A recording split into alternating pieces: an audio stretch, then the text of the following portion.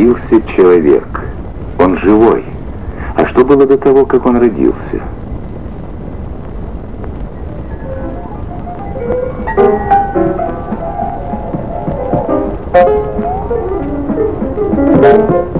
Эякулят содержит миллионы сперматозоидов. Благодаря хвосту они обладают способностью активного движения. В сперматозоиде много митохондрий. Они-то и дают энергию, необходимую для его движения.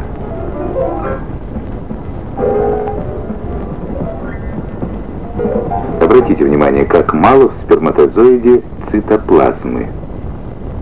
На переднем конце головки находится акросома, содержащая специфические ферменты, способные растворять оболочку яйцеклетки при ее оплодотворении. Ядро сперматозоида содержит гаплоидный набор хромосом. При специальной окраске в головке сперматозоида можно увидеть светящуюся точку.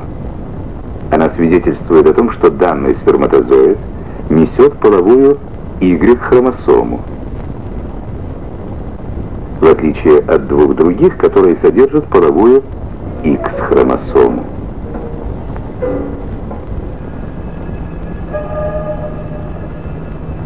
Рост и развитие яйцеклетки oocyта происходит в яичниках. Самые маленькие шаровидные образования в наружном корковом слое яичника – первичные или примордиальные фолликулы.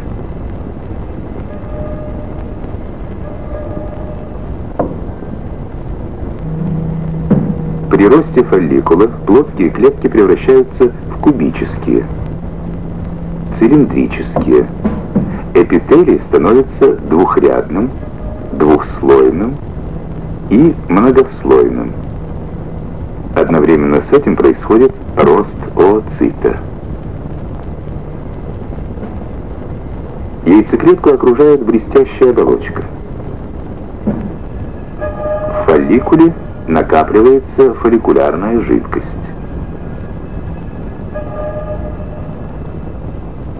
Это зрелый фолликул.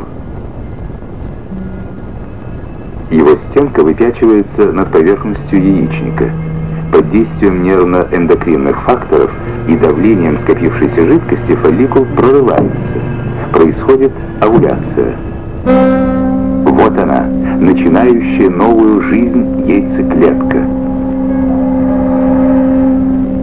Она богата желтком. Увидеть яйцеклетку человека можно только под микроскопом.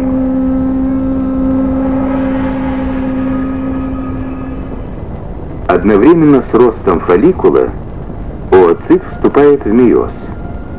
Первое деление созревания редукционное. Диплоидный набор хромосом делится пополам.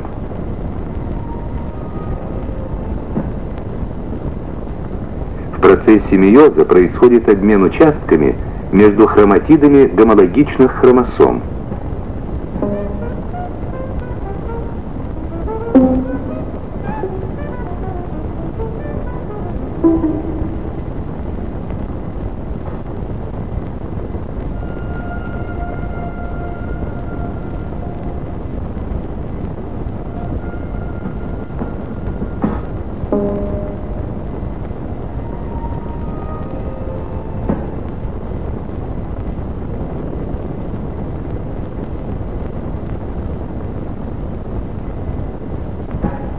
Под блестящей оболочкой яйцеклетки появляется редукционное тельце.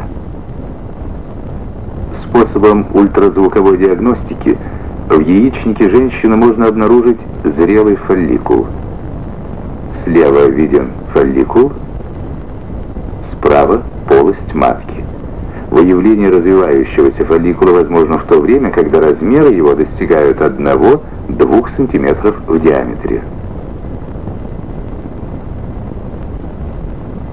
Яйцеклетка выбрасывается в брюшную полость.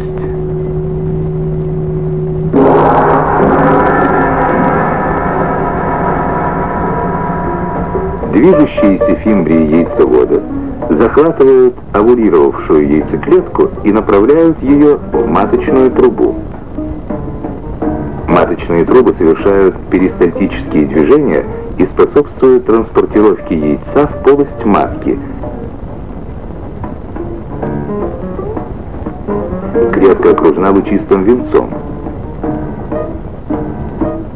Продвижению яйцеклетки также помогают мерцательные движения ресничатого эпителия маточных труб.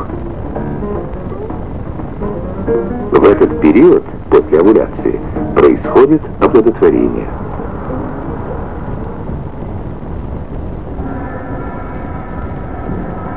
Сперматозоиды поступают в половые пути и могут попасть в обе маточные трубы, но больше их привлекает та, откуда выделяются вырабатываемые яйцеклеткой гиногомоны.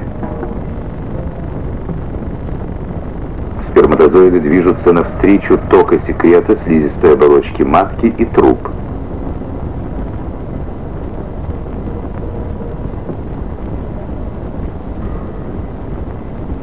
Секрет полового тракта и некоторые гормоны женского организма делают сперматозоиды способными к оплодотворению.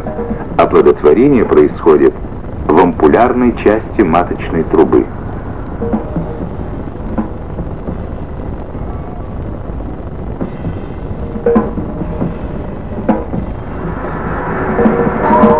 Сотни тысяч сперматозоидов достигают яйцеклетки.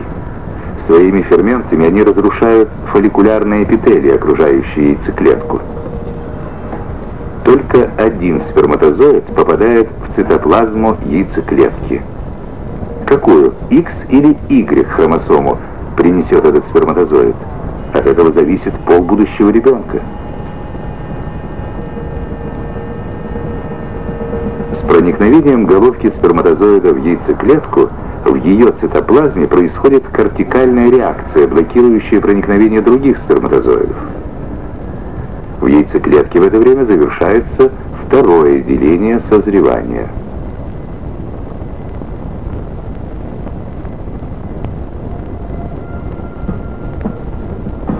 В результате этого деления образуются зрелая яйцеклетка и редукционные тельца. Головка сперматозоида с центриолью поворачивается на 180 градусов. Ядро сперматозоида превращается в мужской пронуклеус.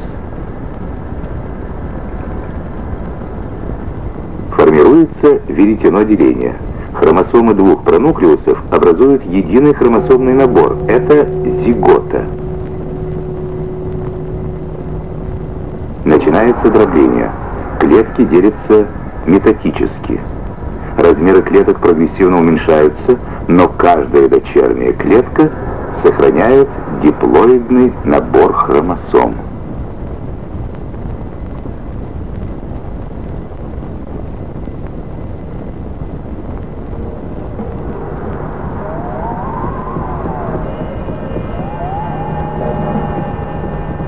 Дробление асинхронное.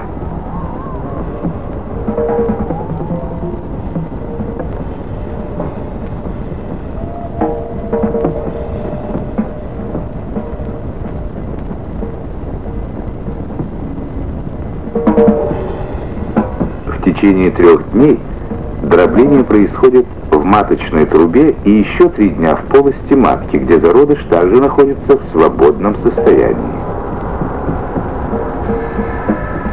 На 4-й день дробления образуется многоклеточный зародыш, называемый морулой.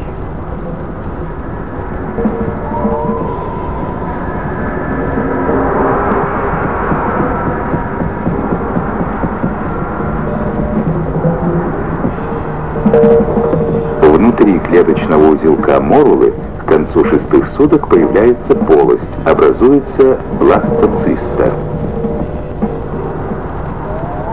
Поверхностный слой клеток составляет трофобласт, центральное скопление клеток – эмбриобласт. Бластоциста растет и за несколько часов до имплантации сбрасывает блестящую оболочку.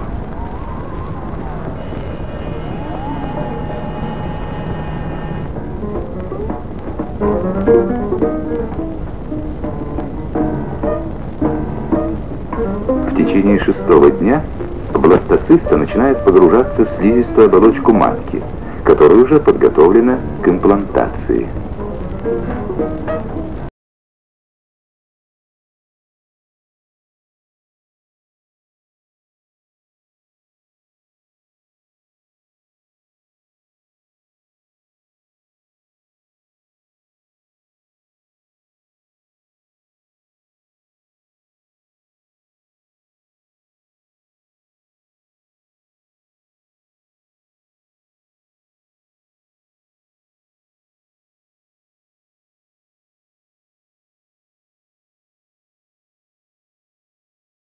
Матки богато разросшимися железами, обильно васкуляризована. Это первый критический период в эмбриогенезе. Имплантация в дне матки. По размеру плодного яйца можно установить срок беременности.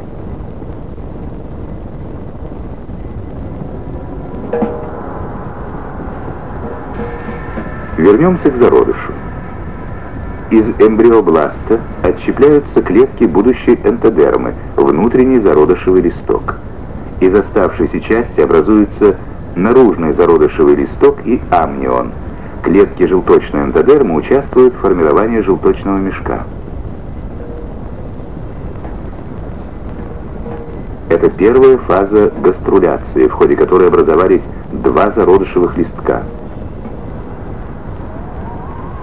Внезародышевая мезодерма окружает амниотический и желточный пузыри, подрастает к трофобласту. В этот период зародыш погружается в слизистую оболочку матки.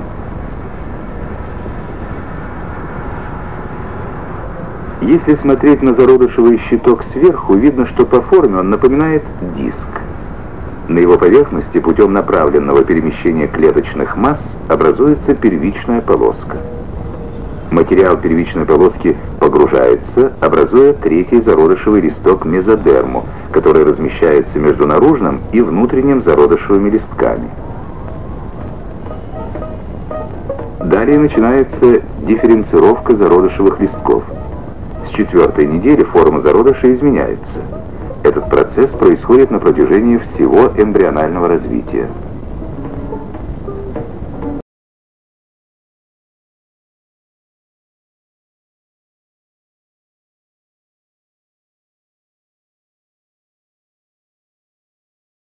Посмотрите, как мал зародыш на 2-м месяце развития, но в нем уже заложены все основные органы и системы. Конец 4-й недели. Амнион окружает тело зародыша. С брюшной стороны сформировавшийся желточный мешок. Начиная с 4-й недели развития происходит отделение зародыша от внезародышевых оболочек. Амниотическая полость прогрессивно расширяется.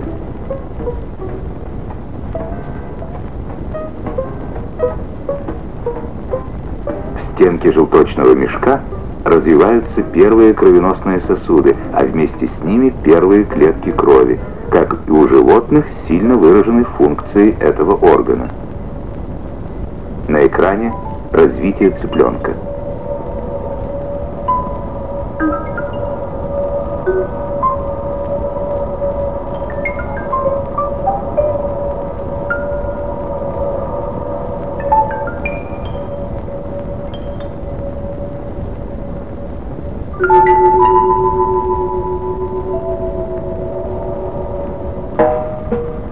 К концу 2-го месяца эмбриогенеза человека желточный мешок подвергается инволюции и втягивается в пуповину, которая заполнена соединительной тканью и окружена сверху амнионом.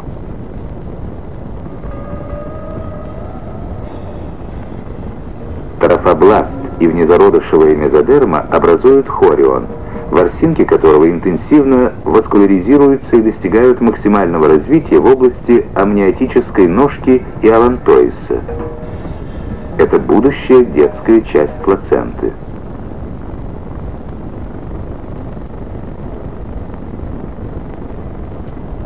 Различают зародышевую или детскую и материнскую части плаценты. Вена с двумя пупочными артериями проходит из пуповины в детскую часть плаценты. После рождения ребенка отделяется послед. Это плацента с зародышевыми оболочками, амнионом, хорионом и отпадающей децидуальной слизистой оболочкой матки.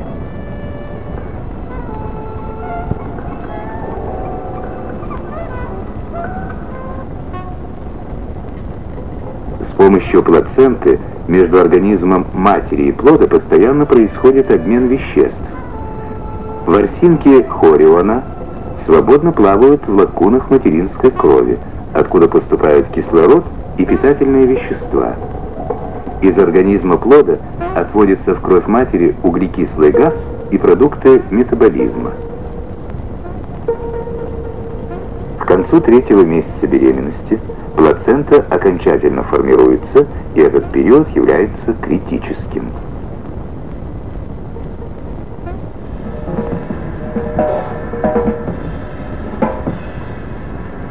Вернемся к процессам, протекающим в самом зародыше. Начиная с 19-го дня, в сформировавшихся зародышевых листках происходят процессы дифференцировки.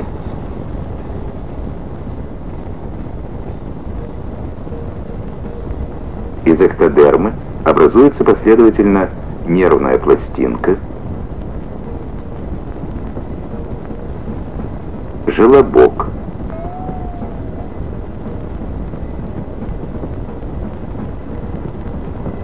замыкание желобка в трубку происходит в краниальном и каудальном направлениях. Расширенная нервная трубка в головном отделе зародыша – будущий головной мозг.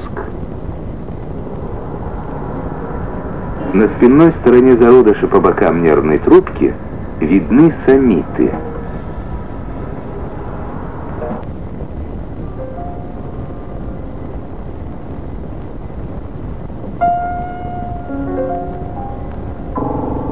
Нервная трубка дает начало всей нервной системе и органам чувств.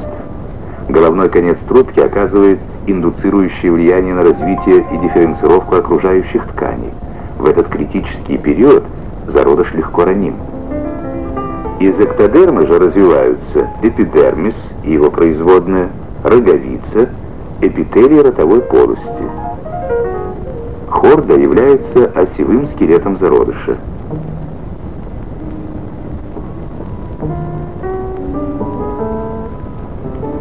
Из энтодермы возникают эпителий и железы слизистой оболочки желудочно-кишечного тракта, поджелудочная железа,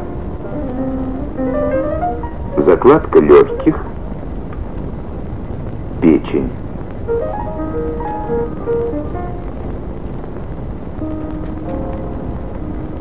Мезодерма принимает участие в развитии практически всех органов.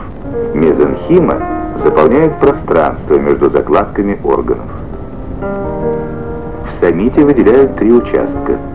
Из дерматомов образуется соединительно-тканная основа кожи.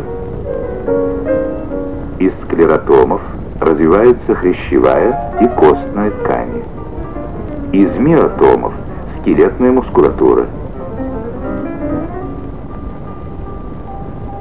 Из миоэпикардиальной пластинки мезодермы и мезонхимы образуется сердце. Из нефрогонатомов, сегментной ножки, образуется закладка выделительной и половой систем. Закладка основных органов и систем происходит в конце 1-го и в начале 2-го месяцев эмбрионального развития. В начале 3-го месяца беременности мать еще не ощущает движений плода.